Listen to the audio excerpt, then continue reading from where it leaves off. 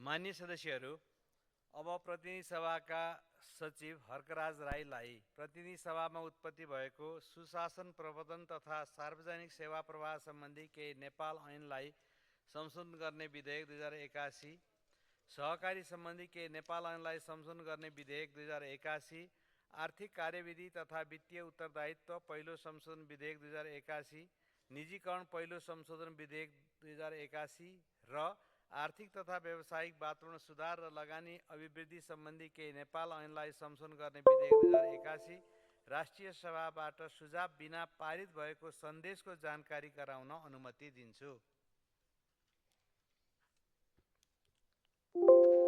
सम्मानित सभामुखज्यूको अनुमतिले राष्ट्रिय सभाबाट प्राप्त देहाय बमोजिमका सन्देशहरू सभालाई जानकारी गराउँदछु।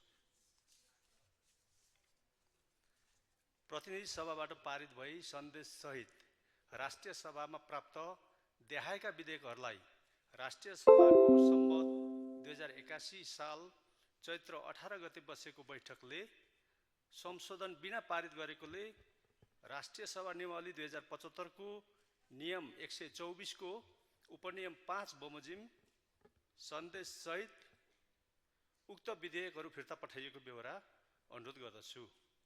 1. सुशासन प्रवर्धन तथा सार्वजनिक सेवा प्रवाह सम्बन्धी केही नेपाल ऐनलाई संशोधन गर्ने विधेयक 2081। 2.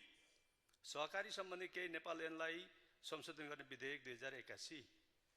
3. आर्थिक कार्यविधि तथा वित्तीय उत्तरदायित्व पहिलो संशोधन विधेयक 2081। 4. निजीकरण पहिलो संशोधन विधेयक 2081 र 5. आर्थिक तथा व्यावसायिक वातावरण सुधार र लगानी अभिवृद्धि सम्बन्धी केही नेपाल ऐनलाई संशोधन गर्ने विधेयक 2081।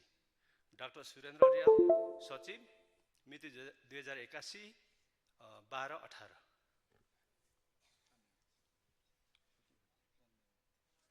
धन्यवाद। मान्य सदस्यहरू, अब सम्माननीय प्रधानमन्त्रीको तर्फबाट माननीय सञ्चार तथा सूचना